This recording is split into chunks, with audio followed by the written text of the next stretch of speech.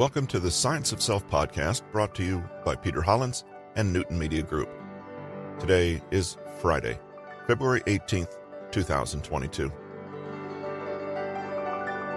Today we'll take another step in Peter Hollins' book, 41 Self-Discipline Habits. And in this episode, among other topics, we take a look at a study from 2018 that correlated willpower and belief in your own willpower to everyday happiness and success. Briefly, one result of this study was not that how much self-discipline you had affected your life, but actually how much you believed you have self-discipline and how that affected your life. Reminds me of The Little Engine That Could, but with that, I'm dating myself. Here's today's episode.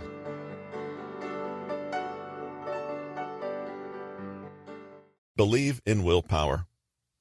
Finally, let's look at one last attitude that predicts and supports your success on the path to your goals: self-belief. This is, in fact, scientifically proven. If you believe you can do it and use self-discipline, then it will be true. This is great news for you, since in reading this book, at least part of you must believe that it's possible to grow your willpower and use it to better your life. Willpower, it seems, is not quite enough on its own. Rather, what's effective seems to be your accompanying set of beliefs, interpretations, and expectations when it comes to willpower. What is willpower, really? It's simply the ability to put off instant gratification and deliberately, consciously choose to act toward your long-term goals instead. This ability has been shown to predict better school performance, greater self-confidence, lower likelihood of substance abuse or addiction problems, better financial health, and greatly improved physical and mental health too. With self-discipline, you develop the patience, commitment, and consistency needed to achieve the things that really matter. But digging deeper, this self-discipline must come from an abiding belief that you can do, in fact, something to better your situation. You need to truly believe that you are in control, that change is possible, and that you can achieve that change with consistent self-discipline action. The action absolutely matters, but that action is informed by belief. How strong is your will, really? How able are you to bring about your wishes, desires, and plans through effort and action alone? Whatever your answer is, then that is itself the size of your willpower. If you say, I don't think I have much willpower, then how could you ever act to achieve your will? But if you say, I have my convictions, and I believe I can do it, in fact, I know I can, then you already have a vastly greater chance of actually succeeding than the other person. Even if you and the other person possess equal resources, opportunities, and abilities, that's a big deal.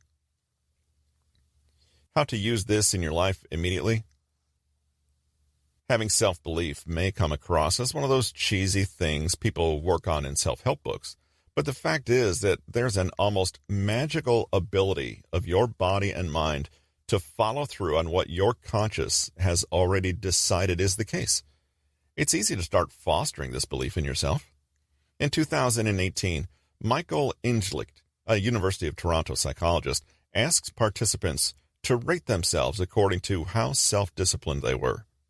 It turns out those who rated themselves highly were also found to actually have happier lives, better relationships, and so on. The interesting thing is that independent tests of these people's willpower showed that they didn't, in fact, possess any special abilities others didn't. They just believed they did. But that belief mattered. Inzlicht and other researchers like him have since discovered that people who do well in this area are not more self-disciplined exactly, but they genuinely do enjoy the habits that are good for them and seem to have a more positive view on their power to resist temptation.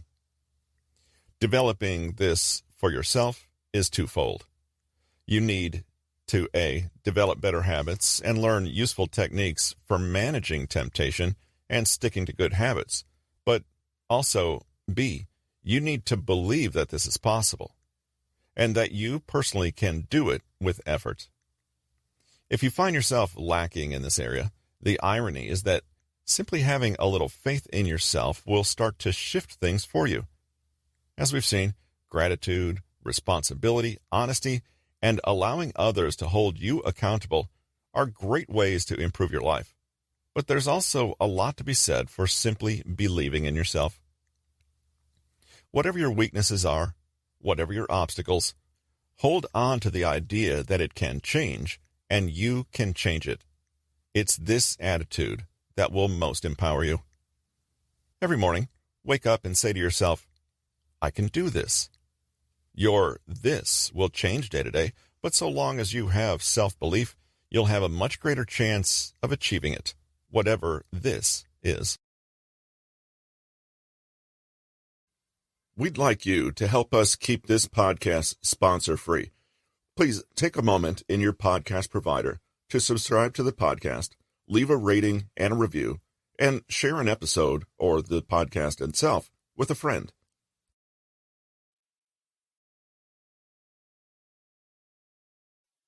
This has been 41 Self-Discipline Habits for Slackers, Avoiders, and Couch Potatoes, written by Peter Hollins, narrated by Russell Newton. Copyright 2021 by Peter Hollins. Production copyright by Peter Hollins.